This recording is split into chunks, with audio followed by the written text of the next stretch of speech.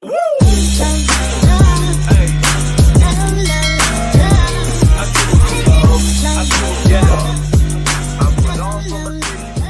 this was part of what we did last week. We talked about the praying versus the obeying part. Because I think sometimes, and I said this is the way it works, pretty easy for Christians to say, let me pray about it. That means I'm not going to do anything. That's just the way it works. But at some point in your life, if you're gonna follow Jesus Christ and you're gonna follow God and you're gonna do something for Him, at some point there's got to be an action that moves. Somewhere you have to move. You just can't keep praying about it and hoping. At some point, even if you don't know exactly which way to move, you find God's will by moving, not by sitting. I've never found God just sitting around. I'm always doing something. And my thought was, here's how I did it. I don't know if this is the right way to do it. If that door opens, I'm jumping in. That's what I'm doing. And now if it's the wrong door, then you better close it. You better open another one. Like I can tell God all this. It's pretty cool, wasn't it? Like I'm telling Him what to do. But that's how because I don't know, and everybody's looking for God's will. We talked about it. What does He want us to do? What does He want me to do? I don't know exactly all the words for that. He's got a plan for everybody.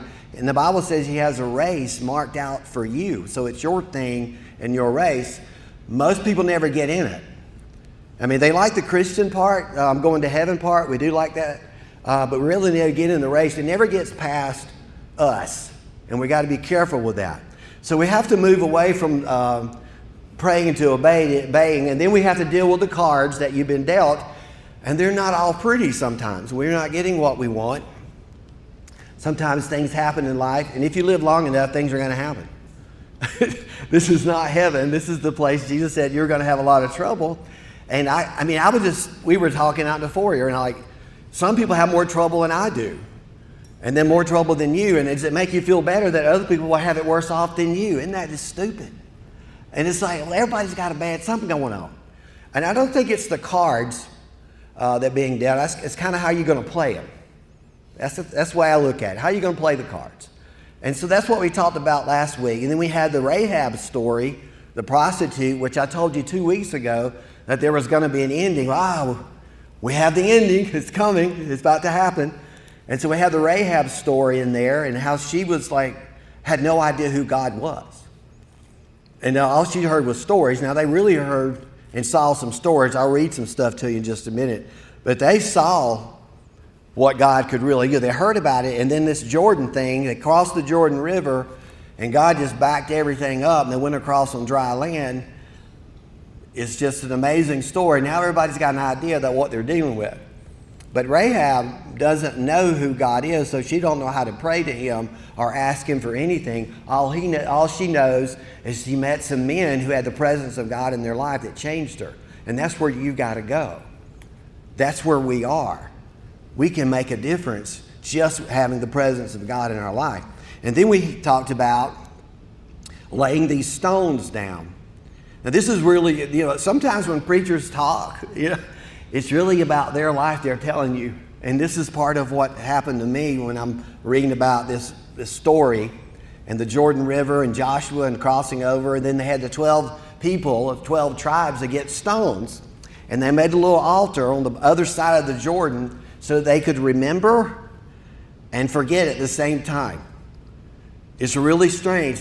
This is where we come from, but this is where we're going. At some point, you go from praying about it and talking about it to doing something about it. And this is where Joshua was. They had prayed for 400 years, God deliver us, and they did. God did that. They wandered around in the wilderness for 40 years. And then finally, God came in and said, we're done. There's got to be a moment where we're done with praying. We're going to do something. And so God moved Israel to a place that they needed to be so that you and I would have a Sunday night at 5 o'clock. Everything that's happening that I'm reading to you is about you and us. And so we have Rahab's redemption. It's about to really take place. So they saw this happen. I'm just going to walk you through the story. Let me give you some kind of geographical, is that the word I want to use? This city was about 8.5, 9 acres. So let's say this building, I don't know, is that about right? The building a little less than that? Somewhere in there. So imagine walking, this whole building was Jericho. So that's where we are. And so now I'm going to ask you to do something like Joshua did. I'm going to ask you to see if you would go with this. So what I'm going to do, I'm going to tell you the story in a minute, but we're just going to walk around the building every day. We're going to walk around the building one day, it's every day, and for 7 days. And every day that we walk around the building, we're going to blow some trumpets, but we're not going to say anything. You can't speak. I know this is going to kill some of you. You can't speak.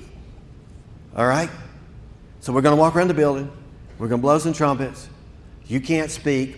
And every day when we're done, we're going to go back to our home. And we're going to watch football. And we're going to eat wings. You see how this works? Now the gates of Jericho, let me read this to you. Now the gates of Jericho, this is really cool here, were tightly shut because the people were afraid of the Israelites that just walked across the Jordan. No one was allowed to go out or in. They are sealed up. They're in the building. Boom, they're in there. But the Lord said to Joshua, this is really cool. He said, I have given you Jericho and its king, and it's all its strong warriors. I've given you everything. You and your fighting men should march around the town once for 6 days. This is an interesting. So imagine me being Joshua and you're the Israelites. And I would say to you, we're going to walk around Marathon like for 6 days. And like I said, we're going to get some holy people if we can find any. And we're going to let them blow some trumpets. And we're not going to speak. And then we're going to go home. This is really cool because God always has a plan. I don't know necessarily if you have one, but God has one. And I would really think about what I'm about to tell you when it comes to a plan. You really can't do life right without a plan. Most of you are just whatever comes, whatever happens, I'll just get day to day. You really can't move your life or anybody else's life without thinking about what's going to happen in the plan. So God's got a plan. I think what was really cool about this is that, do you know He didn't really need us in this?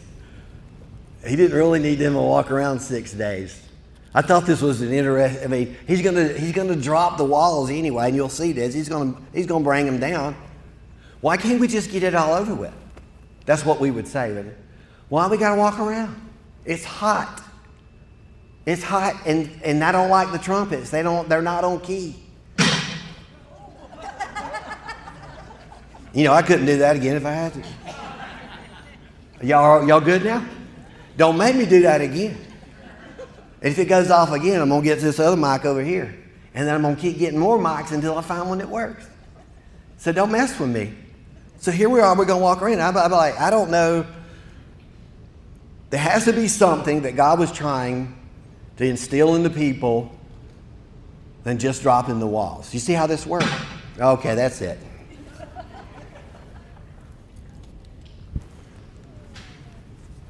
Am I on? Okay, so he's instilling something other than just walking around. And some of that was, and I would ask you this too, do you trust Him enough to do what He tells you to do? That's the hard part. If God told you to do something, now we'll tell you this, y'all did it actually. Y'all were dealt cards, we talked about, and here we are on Sunday night, and this ain't your favorite. It's not the favorite time. This is not the way we've done this before. This is all new. But you come and you're here. So you decided, okay, we'll try to walk around that building for a little bit and see what happens. So God is teaching them some stuff. 7 priests will walk ahead of the ark. And the ark is the 45-inch, 27 by 27, where God's presence was, and the priests were carrying it. And each will have a ram's horn, which is a trumpet. If you have a ram's horn, I'd love to see that, by the way. On the 7th day, you are to march around the town 7 times with the priests blowing the horns. So the 7th day, 7 times, blow the horns. There was a signal that was going to be given in just a few minutes. So we know that was going to happen. So here we are. I'm already tired thinking about this walking around thing. So we're going to walk around once. We're going to go around it. We're not going to speak. And we're going to go home. And then on the last day, we're going to go 7 times. And we're going to blow these trumpets really, really loud. And things are going to happen that we had no idea was going to happen. And when you hear the priest give one more long blast of the ram's horns, I'm getting to the end, have all the people shout as loud as they can. I would wonder what that would look like. I was at a ball game last night. And I was on TV. Did y'all see it? They told me to come out. They wanted to talk to me. I'm just making that up. But I was on TV. It looked like this. We had a guy. Susan, you probably know who the guy is. I've never seen somebody so intense on a ball game. I mean, he was screaming and letting everybody have it. And the ref's like right here. And they're just, I mean, he's just going at it. I'm just wondering when this shout took place, I wonder if it's like a football shout. Is it a basketball shout? What, is it like a victory shout? I don't know what kind of shout it was, but they were going to let it go. They were going to let it go. And everybody inside the walls was pretty scared, by the way. This was not going to be easy. So the priests are ahead, going to go around 7 times. We're going to blast them, and we're going to yell, and we're going to scream, and the walls are going to come down. You have nothing to do with any of this except walk around. And then you get to scream at the end. Some of you would like that. So Joshua, he called all the priests together. He said, again, take the ark of the Lord, the covenant, assigned to the 70 priests to walk in front of it, each carrying a ram's horn, just what I told you. Then he gave orders to march around the town, and the armed men will lead the way in front of the ark. So he's got his warriors out front. Got the warriors out front. They're leading the way. All right, let's go. All right, let's say we're in here. Let's say you're in Jericho. Now what are we thinking now? If I'm Rahab, I'm thinking, I'm glad I made a deal. She's got the red robe hanging out the window. The whole family's huddled up in the room. The whole family. She knows what's coming. They know what's about to happen. So he gave orders. This is really something I think you need to get a hold of. God gave some orders, and can you execute the plan if you knew what it was? So we have a hard time with finishing the plan. Even if we have one. Even if he gave you a faith plan, can we finish it? If I said read, pray, serve, and give, let's just do the basic 4 of Christianity. Before we even get to dropping some walls in Jericho, can you imagine? How spiritual do you need to be to drop walls in Jericho? And how spiritual do you need to be here at Marathon to drop walls around here so we can get people to Jesus Christ? What do we want to do with that? And if you had a plan, would you be willing to execute that plan? Or is it a prayer? Is that what some of you are just going to get a prayer. And that's fine. We're going to need all that too. Other people, everybody has their thing that they do when it comes to this mission and what we're doing. Same way with Joshua. Everybody had their role. The warriors out front. They had the ark in the middle. They had everybody where they needed to be. Everybody had to do what they're supposed to do. What if you had one person that just wouldn't shut up? What do you do with that one? And we know we got those. What do you do with them? So are you going to execute the plan? And this is the strangest thing, to walk around and go home. Walk around, go home. Walk around, go home. Walk around. Strangest thing. So if you actually had a faith plan, let's go back to the easiest thing that you should be doing as a Christian, is read, pray, serve, and give. I don't actually read. I do read the Bible, but I listen to it more and I read it because it's the way I learn. So it isn't about, well, I don't like to read. Can you listen? God speaks in His Word every day, and you need to be paying attention. That's what we were talking about. Remember, we were talking about that. So can you check the big 4 off? The read, the pray, the serve, and do you give?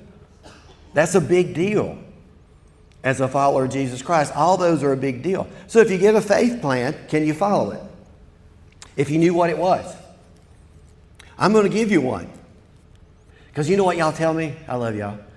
How can I help? Well, this is that night. Oh, I'm not taking up an offering. We already did that. But if you want to do more, that's fine. But that's not what I'm saying. You want to know, maybe let me make sure I understand before I get moving here. You're wanting to know how to reach people? Is that what you're wanting to help me with? Or are you wanting to help me just move chairs? I'm just trying to make sure you understand what you're asking when you say, well, I want to help. Tell me how I can help. How can I serve? Well, you could get here early and drink coffee with us. We don't have a whole lot of serving opportunities right now because not all the people are here. But we sure do have a lot of people out there. And I think sometimes we would rather let the church do the calling and y'all just be a part of it. But what happens when you have to do the walking? Would you execute the plan? If you knew what it was, would you do it? The seventh time around, as the priest sounded the long blast in the horns, Joshua commanded the people, shout for the Lord has given you the town. Now, if you're playing a ball game and you know you already won, wow, that makes things a little different, huh? That makes things a little different. So God comes in and says, Joshua said, you've already won the game. He said, the king, the warriors, the town, I'm giving it all to you. I got you. You win. So it's a little different, isn't it? Because we have, their faith turned into, I know I got this, because God was with them. And so it's a little easier. And if I tell you that God wants you to move the kingdom, for sure, that's no doubt. We already know that's the plan. To use your gifts and talents where you are. We may not be paying attention. We may be sitting back and out of it, but that's always been the plan. Can you execute the plan that God has put in your life? Can you do it? This is what happened to them. They're all walking around making it happen. And let's think about this. Jericho and everything in it must be completely destroyed. The Bible is brutal. Just letting you know the Bible is brutal. As an offering to the Lord, only Rahab the prostitute and the others in her house, watch this, will be spared for she protected our spies. The deal was made. Her whole family's going to be saved. The whole story is her family's going to be saved, and then she's going to be adopted into the family of God, and she's going to be part of the Israelites, and then she's going to marry a prince, and then she's going to have children who are going to be in the lineage of Jesus Christ, and then the baby's going to be born in Bethlehem, and that came from a prostitute. The craziest story ever. Craziest story ever. That's what happened. So then we got this part where we got to get to the victory. After Joshua spoke to the people, the 7 priests with the rams marching in the presence of the Lord, blowing the horns as they marched, and the Ark of the Covenant followed behind them. Some of the armed men marched in front of the priests, and the priests continually blowing the horns. Watch this. Do not shout, do not even walk, said Joshua. Remember, we got to this part where he told everybody to be quiet. I don't know how you take, let's say 100,000 people. Not everybody was in the march. The women and children stayed back in the camp. So we say we have 100,000 people walking around. And definitely the warriors were out there. And all you could hear is them walking. Thought that was cool. So he shouted. Every day they walked. They blew the horns. They went around and they went home. Can you measure the victory on this? How do you know you win? How do you know you win with this? Well, we know in Jericho, we know how we win. The walls are going to be coming down, and we're going to destroy everything, and we're going to save Rahab, and we win. What's next? And we're going to do something else. It's coming. When the people heard the sound, this is something that I can only imagine. Heard the sound of the ram's horn. They shouted as loud as they could. Suddenly the walls of Jericho collapsed, and the Israelites charged straight into the town and captured it. Well, we already won the game. It just took 7 days to finish it. Because God was doing something with the people, not just with the walls. See, if you miss the part where you think it's just about the walls, then you'll miss the whole thing. It's never about the walls. It's always about the people. It's always about you. It's always about me. I want to be in the plan. I want to get in there. Are you willing to let God answer in his own way? I don't know about that, you know. I don't know. I don't know if, what does that mean actually? You want to talk about that? So if I pray a prayer and God answers it, but it doesn't look like the way I wanted it answered, is that okay? That's what we're talking about. And if I was doing the Jericho thing, we would have never done it the way he did it. So if I said, God, give us Jericho, and we were praying back then, which the prayer was done, it's already been given, I don't know if it had looked like I would want it to look. What can you do, and are you willing to accept the mission with us? So here we are. I'm going to give you some things that you have never heard, most likely. Because nobody ever sits down and says, this is what you can do if you want to reach people. Now you can tune me out, or you can say, that's a pretty good message. Or we can decide what we're going to do with that. And by the way, you can get in this. You can get in this. And so I guess it matters if you're going to accept it or not, or do you want to... Nobody's going to be checking on you. You know, nobody's going to be checking.